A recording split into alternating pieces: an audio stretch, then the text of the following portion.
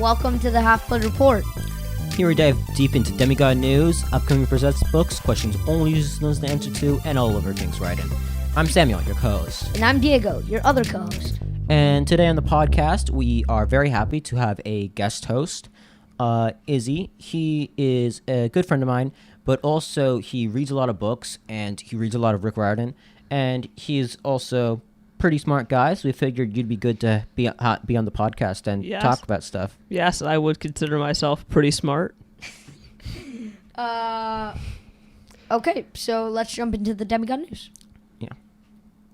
So, the sort of, I guess, not the biggest thing, but kind of pretty good. Yeah. Percy Jackson has hit 10 years. Giant milestone. 520 weeks on the New York Times bestseller list. So, whoop, whoop. Happy decade, demigods. Yeah, I mean, it's been like 15 years, but Yeah. 10 years on the bestseller list. But yeah, huge congratulations to Rick Riordan because he listens to our podcast. Definitely. We know you do. Yeah, so, did you see his tweet? He went to Disney headquarters and they gave him a cake.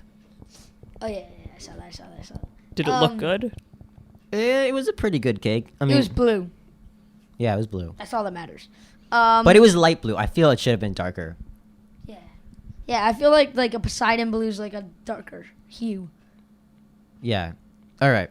Moving on. But the bigger news is, so Rick Riordan, he's been doing meetings with Disney, and he's been really pushing for them to try to do a Percy Jackson TV show. And so he kind of spent a week in LA where he was meeting at Disney headquarters. And it's so that's like the fandom was going huge on Twitter and everywhere, like memes and just excitement. And hashtag Disney Adapt Percy Jackson went trending. Yeah, no, it's super exciting to get the show.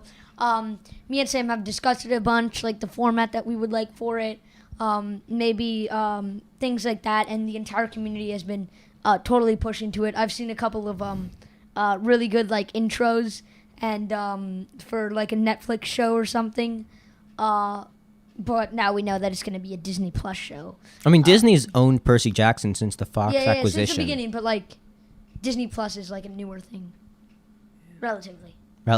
Yeah. Yeah, so I think like it's so by no means is this a formal or official or like set thing. Yeah, but we're excited to see if maybe it happens. Yeah, because I mean, if Rick Riordan is pushing for it at Disney headquarters, that means it's big. Yeah, that sounds like it would be pretty good. Yeah, Definitely. And I'm really surprised like Disney hasn't even like started trying to do anything. Yeah, because it's just such a huge thing that they could definitely tap into. And then the thing is that it's not only like older kids or like kids that like Percy Jackson.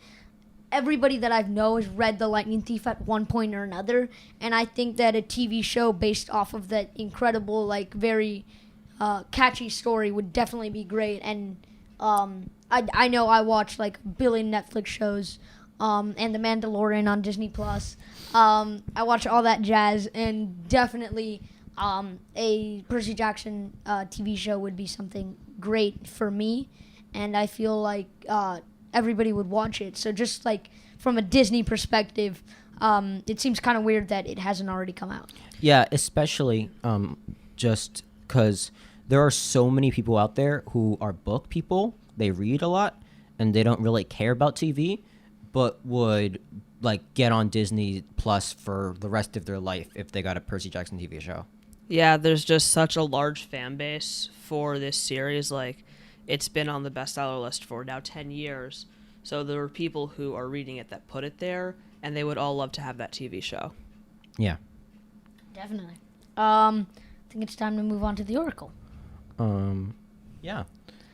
So, as we have said, in this section, we look into and research a future Rick Riordan Presents book. And this week we chose to look at The City of the Plague God, a book by, I'm definitely not pronouncing this right, Sarwat Chadda, under the Rick Riordan Presents imprint, releasing in fall 2020. So we do realize this is a bit far off, but seeing as there's no real more recent news, we're gonna stick with this for now. So, Okay, so I'm going to read the description for it, and then we're going to talk about some of the research that we did and some of the clues that we got.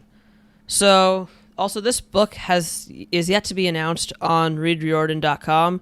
So, the only description we have came from Goodreads, and here it is. Disney/Rick Riordan Presents has brought City of the Plague God by Sarwat Chadda, a middle grade novel inspired by Mesopotamian mythology. In the story, Sikander Aziz, a Muslim boy born and raised in New York City, teams up with legendary hero Gilgamesh to defeat the ancient god of plagues before the entire population of Manhattan is wiped out. Publication is scheduled for fall 2020. Whoa. yeah, that sounds super cool. Definitely would not like to see my hometown get consumed by a plague. So I'm excited to see what my boy Sikander Aziz can pull out with Gilgamesh. So let's just say, before we jump into the research and the clues, round table, can we just sort of do like Research? or no, initial thoughts? Oh, yeah, sure. Okay. Who wants to start? Start us off, Izzy. Yeah. Okay, so my initial thoughts is that first off, I'm interested to see how there's going to be multiple different mythological perspectives in this story. Like, we've seen Sikander Aziz, who is Muslim, and Gilgamesh, who I believe believes in the Mesopotamian mythology, or really is part of that mythology. So what I'm really interested to see is the conflict within Sikander of, like, he has this faith that he's probably supported for most of his life, and now he meets Gilgamesh, who's this hero of another faith, and how he deals with the idea that maybe his perspective is wrong, and also maybe how he fits Gilgamesh into his idea of Islam. Yeah, I agree. That's like just a good thing that popped out to you. Like, sort of, that's also something we see in Magnus Chase with Sam, and it's just sort of an interesting theme. And I don't know if Chadda is going to play off of that more similar to Sam, or maybe we'll get a completely different perspective. But yeah, it's sort of just an interesting to just have our character challenged in their beliefs, and also maybe have to think about how there are more than one belief system that is true. Yeah.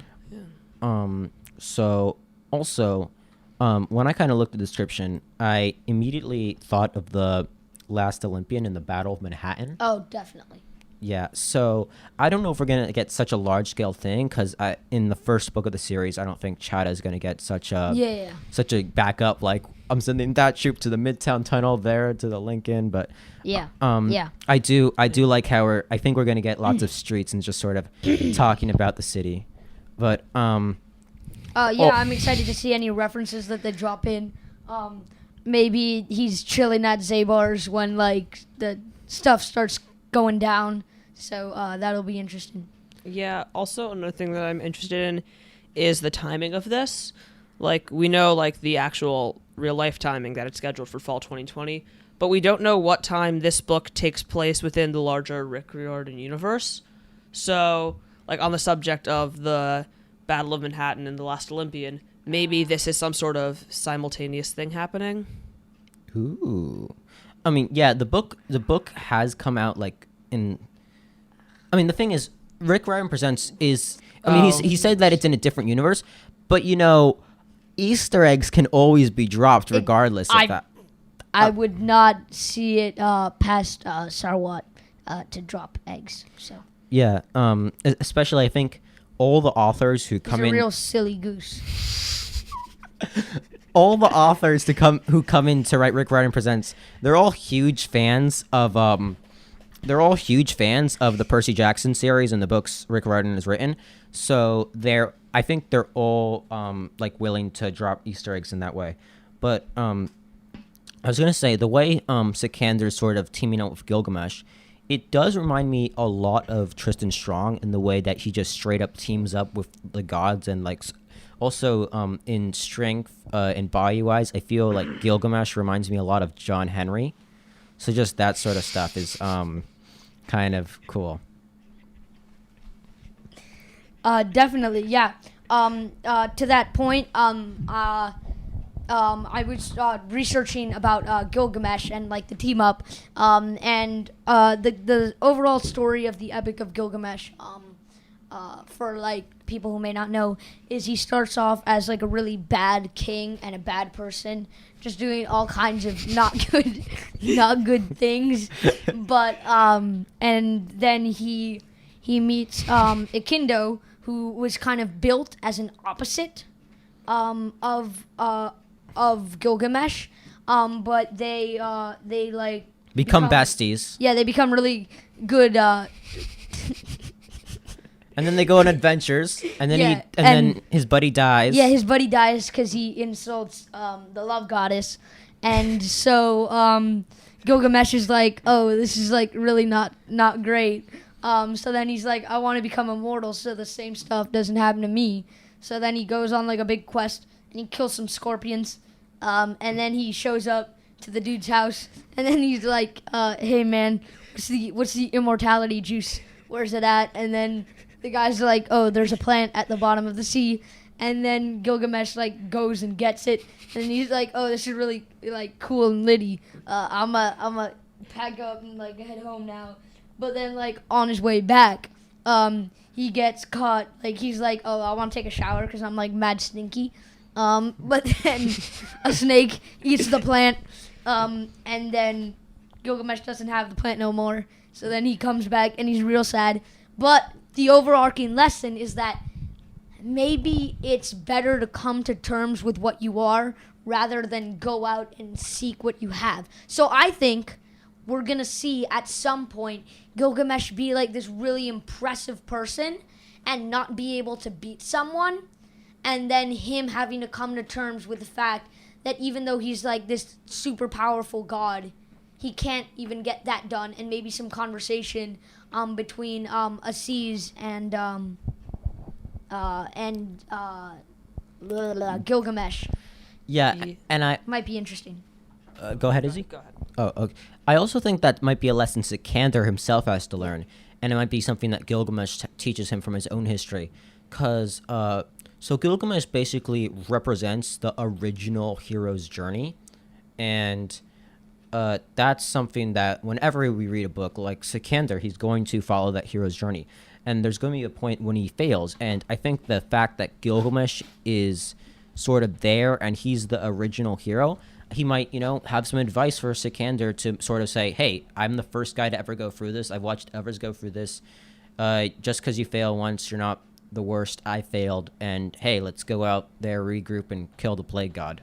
Yeah, also, another quick thing about Gilgamesh is one of the big parts of his story is the idea that someone has mortality and that you don't, not that you don't die, but you do die.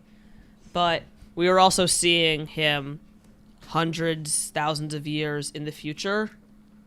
So, yeah, definitely see whether or not he could really go either way with this, whether make him something that's like really new, or as if he's like just born, maybe setting the Epic of Gilgamesh in Manhattan, or if he's like a really ancient god who's kind of gone through all this all these like journeys and tests, and see where he's gotten now. Yeah, I also want to see the modernization of Gilgamesh, like a huge thing, like Percy Jackson and Olympians, like Zeus wears suits, Poseidon wears wine shirts.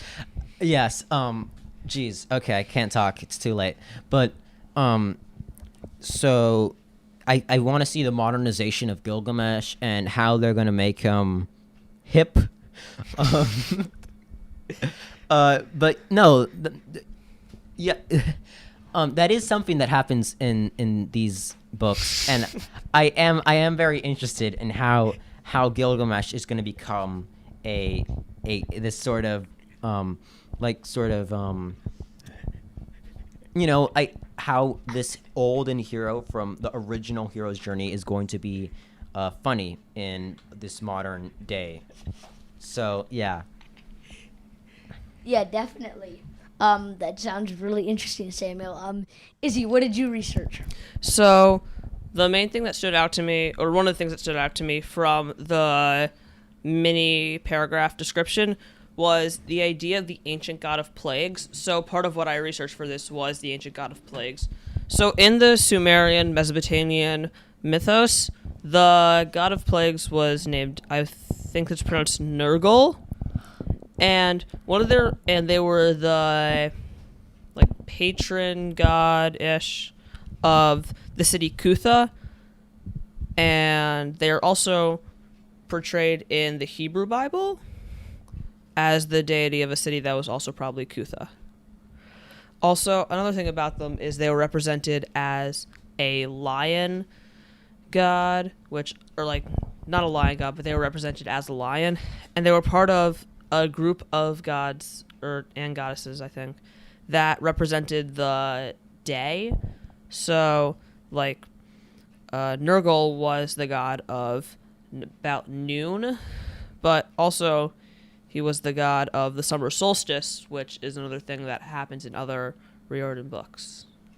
Yeah, so I definitely wouldn't be surprised to see if some stuff went down on the summer solstice, maybe while Sikander was at Zabar's. Or maybe Definitely at there Zabar's. is a summer solstice deadline. Oh yeah, definitely something like that as well. Which, if there was, that would actually be very interesting because there are lots of different deadlines that are used in the original Percy Jackson Olympian series. But the original deadline we ever got in a Myth Quest book that are now, we have basically 30 of. But the first one, the Lightning Thief, the first deadline we ever got was the summer solstice. And that was... Winter. No, the Summer. Lightning Thief uses the It summer was solstice. Damn you. And that kicked off the Percy Jackson Olympian series. It kicked off the Camp Half-Blood Chronicles. It kicked off all these books that we have today. Yeah, with deadlines. So I feel it's very interesting that Chadda is going to kick off his new Mesopotamian series with a deadline on the and summer it's also solstice. definitely interesting that the symbol is a lion. So we might see the New York Public Library lions come to life. We saw that in the last Olympian, where they came to life and kind of beat up the big sow. Or sow, I don't know how you pronounce it, but the big flying pig, as Percy was riding it, they kind of killed it. But maybe we'll see them come to life, and this time to kind of fight Gilgamesh and Sikander. And it would also be interesting to see Sikander's personality. I'm not sure whether we'll see a Shire kid, or more of a hero. I definitely think that we'll see him gravitate more towards a Gilgamesh kind of person. And I'm also curious to see the comic relief for this book and who that's gonna be. And I hope we see a better character than Minnie. I also think that maybe the comic relief might be Gilgamesh. He's this big buff figure, and Who did some bad things and you can make lots of jokes about that. If he's about his bad things. Yeah, but you can make lots of jokes about a big guy. There are lots of jokes that can be made about that. Yeah. Or I could see him as this sort of washed up figure who kind of Sikander has to go find for something, but he finds him sitting on a couch somewhere watching TV or something. Oh, end game 4. Yeah. Or in Race to the Sun, where we find I'm not exactly sure which goddess, but we find them washed up in a trailer park watching telenovelas. So maybe we'll see something like that in this book. Yeah. Yeah. All right. But also, I feel like Gilgamesh might be the person who sort of explains this world to. So maybe Sikander actually I feel that it'd be harder for him to be the person who finds Gilgamesh, because there usually has to be a person who explains everything. Yeah. So Akindo. Well, we didn't. So Akindo's dead, but no, I definitely think Came back to life in the 12th tablet, which might actually be the world's first fan fiction. no, I think we're definitely going to see him, Kendo, come in this book in some shape or form. But I was saying, from the clues we got in the description, I don't see like a possibility where Chadda finds out about this world from someone other than Gilgamesh. I mean, okay, so I do see it as a possibility, but I also think it's unlikely because Gilgamesh is described as such a major player in this. Like he's fighting alongside Gilgamesh, so maybe like Gilgamesh is there from the start to the end. Some stuff that I remember from like social studies class, or global as we like to call it at Hunter. Bruh, every high school calls it global. You're not special. all right. That I remember from global class. That the Mesopotamian civilizations had to deal a lot with like the Tigris and Euphrates flooding. So maybe we'll see the flooding of Manhattan as we saw in Hurricane Sandy, or maybe it is set at the time of Hurricane Sandy, and Hurricane Sandy is actually just the Mesopotamian floods. Oh my God, I'm a genius! I just solved the world. Just for those of you not in the studio, Diego is running around, sort of T-posing, kind of just acting crazy. He's very proud of himself. Yes. I'm a genius. Another thing that I just want to think about is with the idea of Gilgamesh teaming up with Sikander. Sorry, forgot his name. Like with the idea of that, like we see Gilgamesh as this very all-powerful hero, but the one thing he doesn't really have is like immortality. So what I'm just wondering is, how does Sikander contribute to their plan to stop the god of plagues? Like, what does he have to offer? Yeah. That's an interesting point. Definitely. Especially because like what makes him this sort of hero? Because usually there's like a demigod sort of thing, or like we saw in Tristan Strong, he was.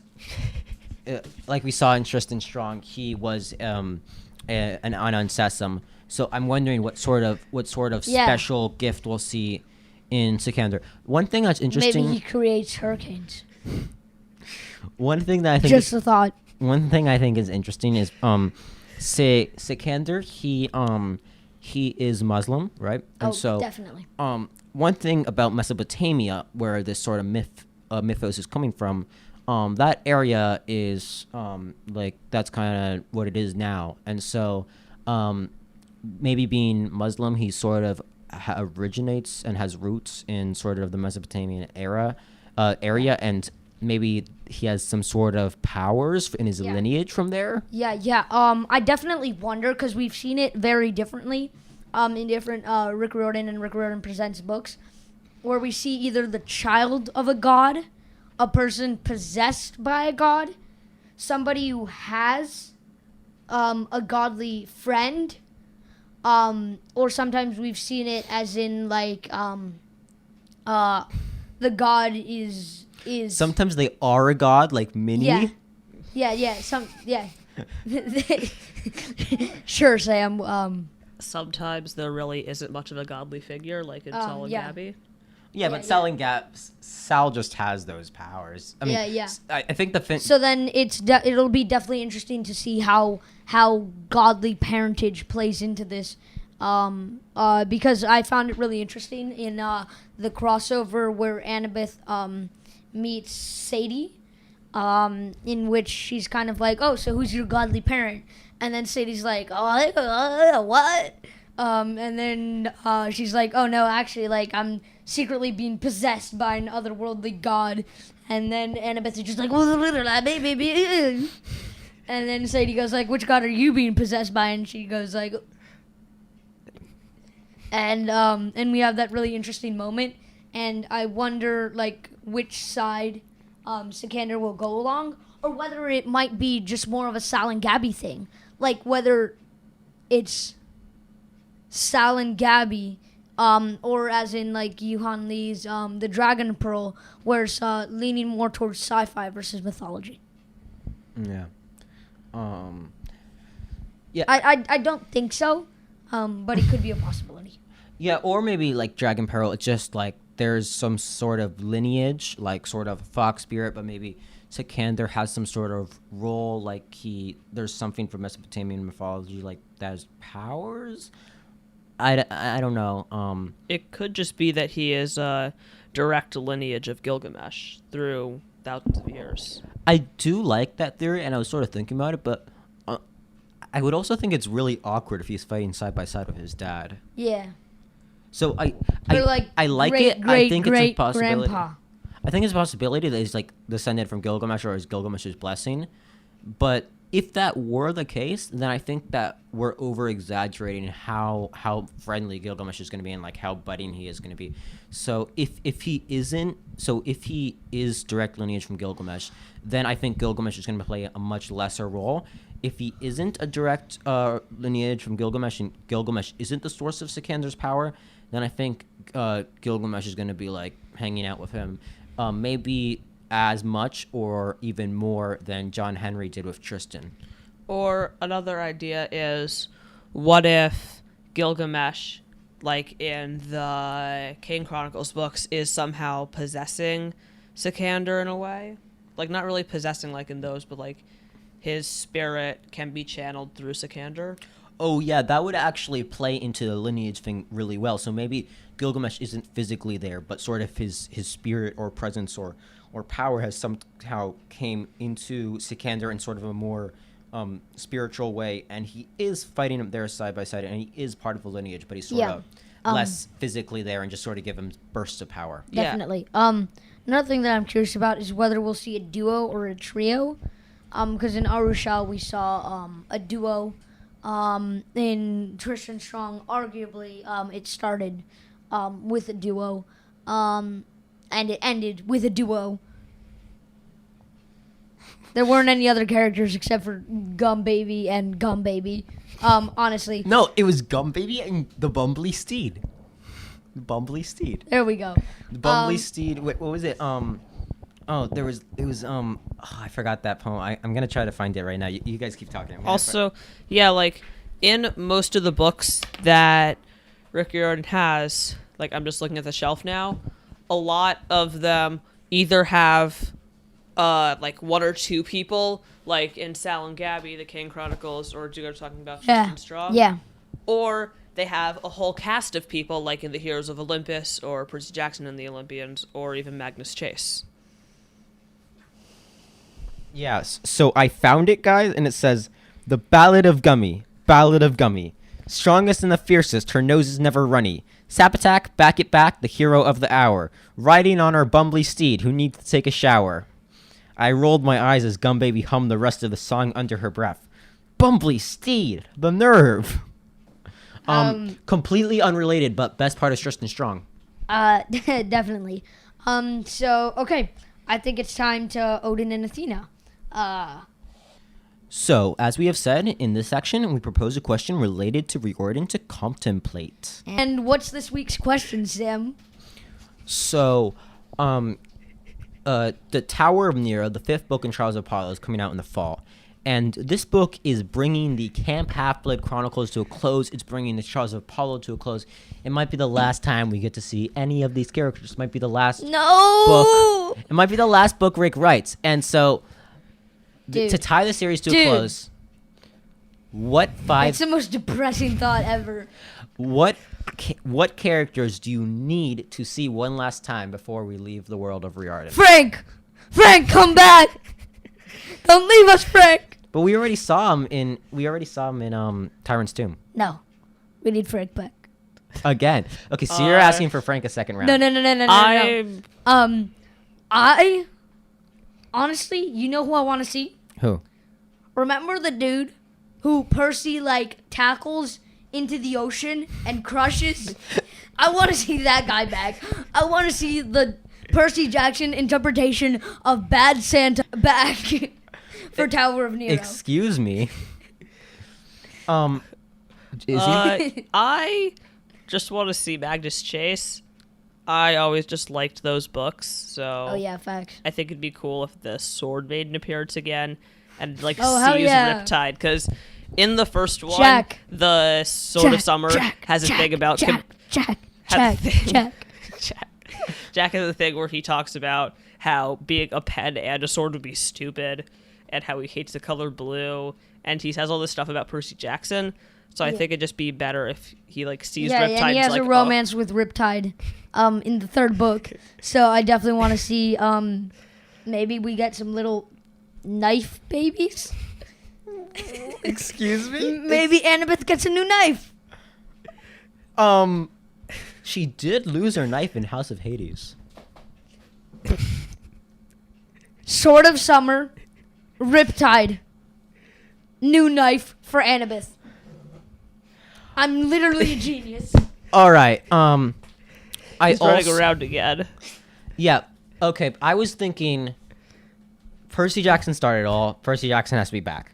Yeah. And obviously. I was thinking Annabeth hasn't made an appearance in the series yet, so she has to also come. Obviously. We want Percy. Yeah. So just Percabeth. We need to make you guys need to Hell make a yeah. final appearance. Also, we need Nico. We need more Nico. We can never get tired of Nico. Yeah. Nico has not been in this series at all. I think so. No. No, he has. He has been in the first book. Yeah. But he was there for like a minute. Yeah, and then exactly. Didn't really do much. We want Nico back. Yeah, so I think since we're also going to be going back to Manhattan, just the whole Camp Half-Blood crew, Nico's there. Except for Frank. Um, Yeah, definitely. Who would you? So we have shout out for Percy. We got the guy who falls into the river. Also Frank and Nico. Magnus and Jack and Baby Knife Exactly. and Percabeth. Yeah, so with that, we'll wrap it up. You guys can tweet at us with characters you would like to see back and or with character art for a Riptide Jack Baby Knife.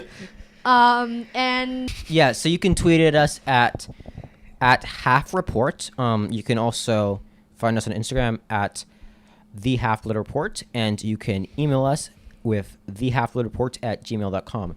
And Izzy, is there anything you want to shout out before? Not really, no. No, we should. no, Izzy. This is your one moment. Izzy, is there anything you would like to shout out? Not really, just, Not a blog you're starting, not a YouTube channel. no, just be nice to people, I guess. Yeah, you heard that, folks. Don't go around killing cats. And not ending mysteriously or anything. Diego, you want to say the line? Yeah, and that's it for the Half-Blood Report. That said, it's time for our credits. Our theme music is actually by Diego. I do not do most of our editing, but our recording equipment is on loan from William Bachman. Yeah, I do most of our editing. My co-host here is Diego, and I'm Samuel. And I'm your guest host, Izzy. This is the Half-Blood Report podcast, the only HBR that matters. Survive till next week.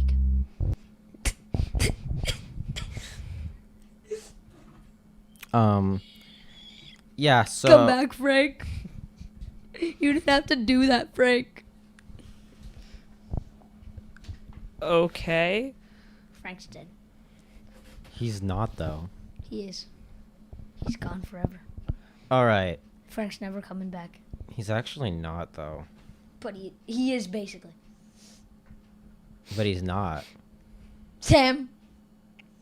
He's dead. I mean, in this... He's gone. He will live on in our hearts. Exactly. No, I'm kidding. Read the Tyrant's Tomb. Diego's trolling you. Yes, Frank's not actually dead, guys. He is, though. But not really. He's kind of dead. He almost died. But then he came back. Oh, spoiler alert, by the way. Frank may or may not be dead in the Tyrant's Tomb. If you haven't read it yet, you're a sucker. Yeah. I don't know what I you're haven't doing. read it yet. Stop listening to this podcast. Actually, don't. But, pause it for a sec. Finish reading The Tired's Tomb. And then hit play again. Yeah, that's a good deal. Wait. Should I leave now? No, you can stay. Okay.